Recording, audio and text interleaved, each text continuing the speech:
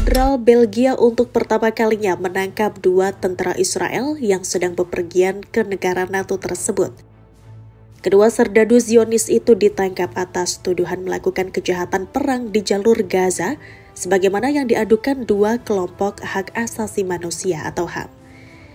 Hind Rajab Foundation atau HRF dan Global Legal Action Network atau GLAN dalam pernyataan mereka menyebutkan bahwa kedua tentara Israel tersebut ditangkap ketika menghadiri sebuah festival musik dan proses hukum mereka masih berlangsung. Direktur HRF Diat Abu Yahya mengatakan dalam kerangka perjuangan panjang untuk akuntabilitas, ini merupakan tonggak penting. Ini adalah pertama kalinya sebuah negara Eropa mengakui yurisdiksi universal terhadap tentara Israel dan menindaklanjutinya dengan tegas, menangkap mereka dan membawa mereka ke kantor polisi untuk diinterogasi. Derblah Minov, pengacara senior GLAN yang menangani kasus ini bersama HRF mengatakan penangkapan tersebut merupakan langkah terbesar untuk akuntabilitas sejak awal genosida di Gaza. Karena penegak hukum di Eropa benar-benar mengambil tindakan dan menangkap beberapa tersangka. Menurutnya, sekarang masyarakat akan melihat efek domino di seluruh Eropa dan di seluruh dunia terkait tuduhan yang diajukan terhadap kedua tentara tersebut, mencakup penggunaan perisai manusia dan penghancuran yang disengaja. Bukti telah dikumpulkan dari akun media sosial masing-masing tentara Israel. Salah satu dari mereka mengunggah video unitnya yang meledakkan properti di Gaza dan Lebanon, sedangkan yang lainnya berpose di samping seorang Palestina yang digunakan sebagai perisai manusia oleh unitnya. Kejaksaan Federal Belgia pada hari Senin mengatakan telah menerima 2 pengaduan pada hari Jumat dan Sabtu dari HRF dan GLAN mengenai pelanggaran serius hukum humanitar internasional yang diduga dilakukan di jalur Gaza oleh 2 anggota tentara Israel yang berada di Belgia untuk menghadiri festival Tomorrowland. Kejaksaan menyatakan telah menetapkan bahwa mereka mungkin memiliki yurisdiksi atas kasus ini berdasarkan pasal 1410 baru dari Preliminary Title of the Code of Criminal Procedure yang mulai berlaku pada 28 April 2024. Pasal tersebut memberikan yurisdiksi kepada pengadilan Belgia atas kejahatan yang dilakukan di luar Belgia berdasarkan Konvensi Jenewa 1949 dan Konvensi Menentang Penyiksaan 1984. HRF adalah sebuah LSM yang berbasis di Brussels yang berfokus pada tindakan hukum internasional atas kejahatan perang yang dilakukan di Gaza sejak dimulainya perang pada Oktober 2023.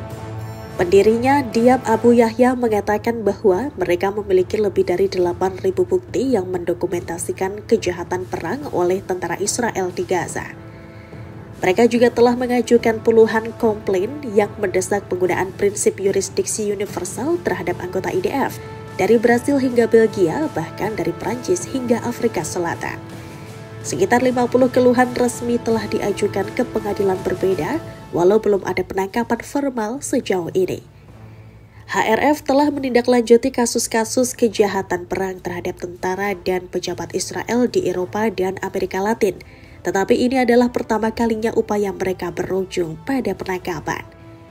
Mereka mengklaim akan terus mendukung proses hukum yang sedang berlangsung dan mendesak otoritas Belgia untuk melanjutkan penyelidikan secara penuh dan independen. Keadilan tidak boleh berhenti dan mereka berkomitmen untuk menuntaskan penyelidikan ini. Penangkapan tersebut terjadi pada hari yang sama ketika Raja Filipe dari Belgia menggambarkan situasi di Gaza sebagai aib bagi kemanusiaan. Dalam pidatonya pada hari Minggu, dia mengatakan bahwa Belgia mendukung seruan PBB untuk segera mengakhiri krisis yang tak tertahankan ini.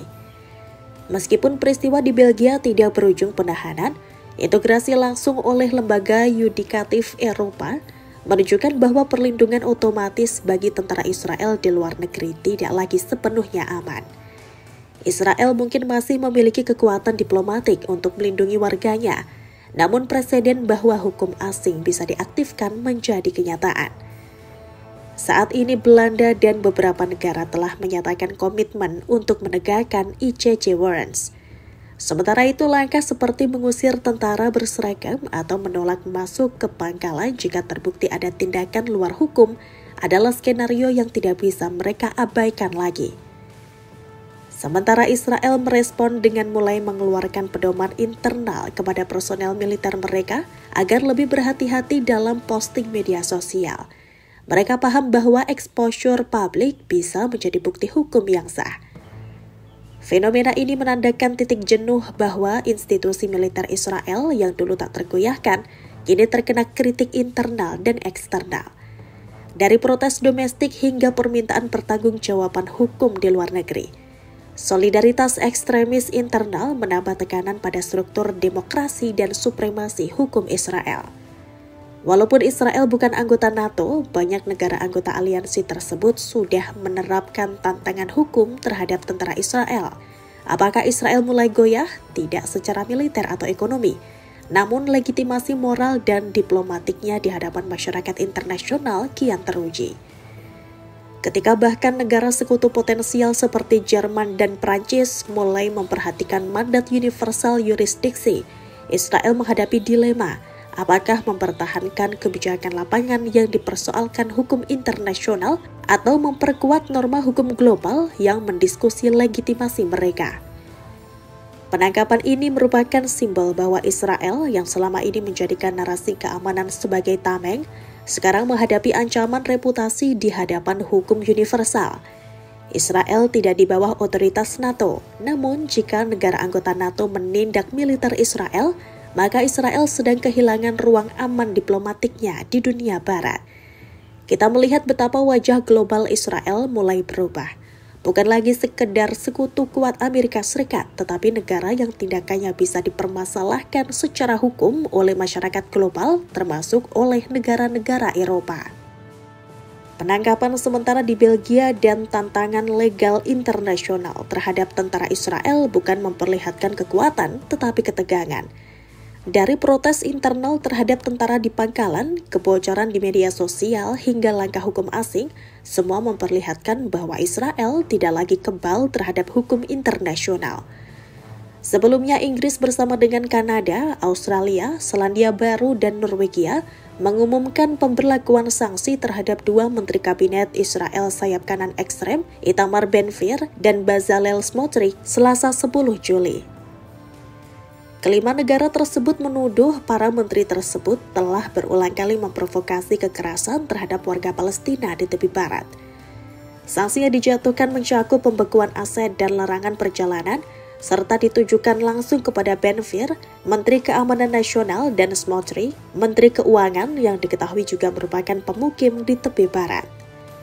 Dalam pernyataan bersama dengan Menteri Luar Negeri negara-negara tersebut, Menteri Luar Negeri Inggris David Lammy menegaskan bahwa Ben-Gvir dan Smotrich telah menghasut kekerasan ekstremis dan melakukan pelanggaran serius terhadap hak asasi manusia warga Palestina.